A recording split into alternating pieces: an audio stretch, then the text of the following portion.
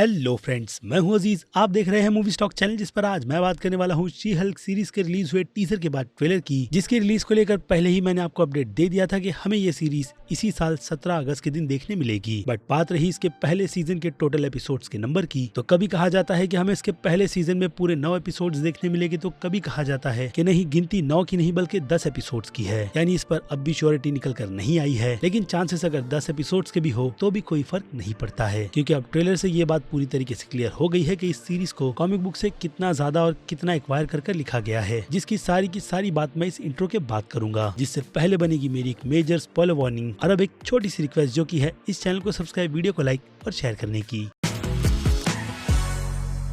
तो फ्रेंड्स, तो she Hulk की सीरीज के इस ट्रेलर में अब हमारे सामने सारी की सारी डिटेल्स को बिल्कुल ही क्लियर कर रख दिया गया है कि ये सीरीज न्यूयॉर्क नहीं बल्कि एलए में फोकस करने वाली है, जो कि एक हिसाब से वेस्ट कोस्ट एवेंजर का भी हमें हिंट दे रही है, जिनमें हाँ शी हल्क भी शामिल थी। लेकिन फिलहाल तो हम इस सीरीज में उसे ज्यादातर तो ना कहते हुए ही सुनते हैं, क्योंकि इसके अकॉर्डिंग एवेंजर्स की ये टीम कई सारे बेकार लोगों से भरी पड़ी है, जहाँ हमें reference iron man, captain America और ब्लैक विडो तक का दिया जाता है। बाकी आप समझदार हो कि जेनिफर यानी कि शी हल्क आगे जाकर एवेंजर्स की टीम को ज्वाइन भी करेगी या नहीं, क्योंकि फिलहाल तो ये सीरीज जेनिफर यानी कि शी हल्क की ओरिजिन पर फोकस करने वाली है, जिस चीज को हम इस ट्रेलर में भी बिल्कुल साफ साफ देख सकते हैं। लेकिन समझ ये नहीं आ रहा कि इस सीरीज में हल्क को किस तरीके से वेस्ट करने की प्लानिंग की गई है। हालांकि ट्रेलर में हमें हल्क यानी कि ब्रूस बैनर जो भी हरकतें करते हुए नजर आ रहा है, वो एज अ टीचर जेनिफर को सिंपली उसके गुस्से पर कंट्रोल करना सिखा रहा है। और अगर ऐसा ही रहा और हमें इस सीरीज में यही सारी की सारी चीजें देखने मिली, वो भी ब्रूस बैनर के नजरिए से, तो फिर हल्क के फैंस इस सीरीज से तो बहुत ही ज्यादा नाराज होने वाले हैं, जिसके लिए उन्हें पहले से ही प्रिपेयर होकर रहना चाहिए, क्योंकि वो एंग्री हल्क फिलहाल तो एमसीयू के यूनिवर्स से कहीं चला गया है, और जो हमें मिल रहा है वो प्रोफेसर हल्क है। और एज ए प्रोफेसर उसका काम खुद की रिस्पॉन्सिबिलिटी के साथ साथ और हाँ थोड़ी बहुत चिलनेस के साथ भी दूसरों को ट्रेन करने का भी है, जो खास करके अगर उसकी रिश्तेदार हो और उसी की वजह से वो भी सिचुएशन में पड़ गई है। ऐसे में सिचुएशन जेनिफर के लिए तो बहुत ही ज्यादा हार्ड होनी चाहिए, लेकिन फिलहाल तो ये सीरीज उसे कॉमेडी रिलीफ के साथ जो कुछ भी टच देने की कोशिश कर रही है। और अगर रूमर की बात करें तो रूमर में हमें ये बात भी क्लियर कंफर्म कर दी गई है कि ये सीरीज कॉमिक बुक की तरह शी हल्क की ओरिजिन पर फोकस करेगी, जिसकी पूरी की पूरी डिटेल मैं आपको दे चुका हूं, इसलिए उस बारे में बात कर मैं आपके टाइम को बिल्कुल भी बर्बाद नहीं करने वाला। जिसकी अगर मैं आपको क्विक समरी दूं तो जेनिफर पर कुछ लोग हमला कर देते हैं, जिसे बचाता और कोई नहीं बल्कि ब्रूस है, क्योंकि एज ए लॉयर उसके पंगे बहुत सारे क्रिमिनल्स से होते हैं और हॉस्पिटल में ब्लड देने की जिम्मेदारी ब्रूस खुद के कंधों पर उठा लेता है। और फिर क्या इससे बन जाती है जेनिफर सीधे सीधे शी हल्क, जो हम इस ट्रेलर में भी देख सकते हैं। लेकिन यहाँ पर सिचुएशन कार क्रैश की फिलहाल तो दिखाई जा रही है, जो शायद हो सकता है कि ब्रूस बैनर के ब्लड ट्रांसफर के बाद हुई हो, यानी कि उस पर हमला भी हो चुका होगा और ये एक सेकंड हमला होगा जिससे वो सर्वाइव भी करेगी और सामने वाले की हालत बुरी भी। बाकी अगर कॉमिक बुक की और दूसरी जर्नी पर बात करें तो जेनिफर ने कॉमिक बुक में स्टीव रॉजर का केस लड़ा था, जिसे वो जीत भी गई थी, और उसके अपोजिट और कोई नहीं बल्कि चार्ली कॉक्स यानी कि डेयरडेविल था, जिनकी इस सीरीज में होने की फिलहाल तो एक हिसाब से कंफर्मेशन कह लो या फिर रूमर ही बहुत ही ज्यादा सर्कुलेट हो रही है, लेकिन कंफर्मेशन अब तक नहीं की गई है कि हमें डेयरडेविल इस सीरीज में नजर भी आएगा या नहीं, जो कि अब मुश्किल ही लगता है। बाकी डेडपुल की तरह शी हल्क की सीरीज में फोर्थ वॉल ब्रेक कर हमसे सीधे बात करने वाली है। और बात रही वोंग के कैरेक्टर की, तो उनका भी अपीयरेंस इस सीरीज में होने वाला है और ये बात ऑफिशियली कंफर्म की गई है, जिसमें हो सकता है कि ज्यादातर तो उनका काम एबॉमिनेशन के कैरेक्टर को ही समझाने बुझाने का रहेगा, यानी कि ये कैरेक्टर एक तरीके से सुधरने की राह पर निकल पड़ा है, जिसे बार बार अपनी गारंटी पर ले जाने की जिम्मेदारी शायद से वोंग की कैरेक्टर की होगी। बाकी शी हल्क को एलए में रहकर अपनी जिम्मेदारी के साथ साथ, जो कि एज उसका जॉब है, उसे तो प्रोटेक्ट करना ही है, और अब पूरी के पूरी सिटी को भी, जिसे वो शी हल्क बनकर प्रोटेक्ट करेगी, क्योंकि हल्क तो वेला है और वो ऐसे ही बैठा रहेगा, जिसके काम के बारे में मैं आपको बता चुका हूँ। लेकिन अब सब कुछ डिपेंड करता है इसकी प्रेजेंटेशन पर कि सीरीज में सारे के सारे इतनी अच्छी चीजों को लेकर, जो कि ऑब्वियसली कॉमिक बुक से इंस्पायर है, कैसे प्रेजेंट किया जाता है। और उसके अलावा ट्रेलर की शुरुआत में भी हम ब्रूस बैनर को ही बोलते हुए सुनते हैं कि सुपर हीरोज की जिम्मेदारी कितनी ज्यादा बड़ी होती है, जिसे निभाने के लिए उसके अकॉर्डिंग फिलहाल तो शी हल्क यानी कि जेनिफर बिल्कुल भी रेडी नहीं है, लेकिन धीरे धीरे वो सीख भी रही है। वही ब्रूस बैनर की उस लैब में, जिसे शायद उसने एलए में बनाकर खुद पर ही एक्सपेरिमेंट किया है, या फिर खुद के गुस्से को कैसे कंट्रोल किया जाता है, उसी पर उसने महारत हासिल की है। वो भी फिर से कहूंगा एलए के इसी केव में शायद, जो कि एक हिसाब से उसका बेस है, वहीं पर बैठकर। बाकी वो दोनों मिलकर साथ में जितनी भी एक्टिविटीज कर रहे हैं, बेसिकली ट्रेनिंग ही है, कोई ऐसी बड़ी फाइट नहीं जिसके लिए आप बहुत ही ज्यादा एक्साइटेड होकर बैठो। लेकिन हो सकता है कि इस पूरे के पूरे एपिसोड के एंड में हमें ब्रूस बैनर भी कहीं ना कहीं सरप्राइज करता हुआ नजर आ जाए, क्योंकि एमसीयू वालों की हमेशा आदत है कि जिस शो को काफी स्लो पेस पर अगर शुरू किया जाता है तो खत्म काफी फास्ट पेस पर करने की कोशिश भी होती है, जिसमें हर बार फिलहाल तो उनकी तरफ से उतनी ज्यादा सक्सेस हाथ बात नहीं लगी है, लेकिन फिर भी काम चलाने के हिसाब से चीजें अच्छी ही जा रही है। बाकी अब इस सीन पर फिर से आए तो सोल्जर की इन पूरी हाईटेक वेपन्स को देखकर तो ये बात समझ आ जाती है कि शायद से इसके पीछे स्टारटेक इंडस्ट्री ही रहेगी, जिनका काम टोनी स्टार्क के चले जाने के बाद गवर्नमेंट को ज्यादा से ज्यादा मजबूत करने का है, क्योंकि अब वो लोग किसी नॉर्मल दुनिया में तो रहते नहीं है जिनसे वो लोग नॉर्मल वेपन से डील करे। यहाँ पर बात अब हद से बहुत ही ज्यादा आगे बढ़ चुकी है। बाकी इस सीन से ये भी बात पता चलती है कि यहाँ पर किसी तरीके की पार्टी चल रही होगी अगेन अमीरों की, जिन्हें डिस्टर्ब करने के लिए बुरे लोग ही निकल कर आएंगे, जिनमें से एक झलक हम यहाँ पर उन कैरेक्टर्स की शायद से देख रहे हैं, या फिर ये लोग वो है जो जेनिफर के जान के दुश्मन बने हुए है। बाकी जब जेनिफर की मुलाकात ब्रूस बैनर से नहीं हुई थी तो उसके पहले उसकी लाइफ उसके दोस्तों के साथ काफी ज्यादा अच्छी चल रही थी, जहाँ पर उसे जिम्मेदारी एक अच्छे लॉयर के होने की वजह से सुपर ह्यूमन लॉ डिवीजन की दी जाती है। और यही एक बहुत बड़ा ट्विस्ट है जो कि असल में कॉमिक बुक में जेनिफर के साथ बिल्कुल भी नहीं हुआ था। और यहीं से शायद लगता ये है कि चार्ली कॉक्स यानी कि डेयरडेविल का कैरेक्टर इस सिचुएशन में बिल्कुल भी इन्वॉल्व नहीं होगा, क्योंकि अब लेवल उसे सीधे डिफेंस करने का सुपर ह्यूमन का दिया गया है, यानी कि वो बैड विलेंस जिन्होंने एमसीयू के 10 साल के फेस में कई सारे बुरे काम किए हैं और अब शायद से वो सुधरना चाहते हैं, लेकिन बजट कम है तो सभी को लाया नहीं जा सकता, इसलिए एबोमिनेशन एक बहुत ही अच्छा ऑप्शन है। बाकी बात रही उनके कैरेक्टर पर दिख रहे इस बारकोड की, तो फिलहाल उसे बिल्कुल भी स्कैन नहीं किया जा सकता, इसलिए मुझे नहीं पता कि उस बारकोड के पीछे मार्वल वालों ने क्या छुपा रखा है। लेकिन यहाँ से तो ये बात साफ हो जाती है कि एबोमिनेशन अपनी सजा को किसी भी कीमत में कम करवाना चाहता है, जिसमें अब उसकी मदद जेनिफर कर रही है। जिस फैसिलिटी को भी देखकर ये बात समझ आ जाती है कि जो हमें हिंट शैंग-ची फिल्म में दिया गया था वो सीधे उसे लाकर यहीं पर कनेक्ट करता है, और हाँ उसके रिश्ते को वोंग से भी। बाकी अब इस हाईटेक फैसिलिटी की बात करें तो फिलहाल तो कुछ रूमर के अकॉर्डिंग इसे अब एमसीयू के यूनिवर्स का प्रॉपर राफ्ट कहा जा रहा है, यानी कि राफ्ट की प्रिजन जो पहले 20 समुद्र में थी वो अब शायद से एक अच्छी जगह पर लोकेट कर दी गई है। लेकिन फिलहाल तो चांसेस मुझे उसके बिल्कुल भी नहीं लग रहे, और शायद से ये इन्वॉल्वमेंट अगर कॉमिक बुक के हिसाब से देखी जाए तो सुपर ह्यूमंस एक्टिविस्ट की हो सकती है, जिन्हें कॉमिक बुक में इस नाम के अलावा कमीशंस भी कहा जाता है। बाकी पूरा टाइटल आप खुद लगा लो, जिन्हें अब अगर एमसीयू के यूनिवर्स में रख के देखा जाए तो इनका काम इन्हीं सुपर ह्यूमंस पर नजर रखने की है और उनकी पूरी की पूरी एक्टिविटीज पर कि वो लोग क्या करते हैं, और अगर गुनाह किया तो उनके पास सारी की सारी अथॉरिटी जो गवर्नमेंट की है वो उनकी भी बात सुनती है, लेकिन बहुत पहले, ताकि चीजों को फास्ट ट्रायल पर डालकर सामने वाले सुपर ह्यूमंस पर जल्द से जल्द ट्रायल शुरू किया जा सके। और हाँ उनकी सजा भी,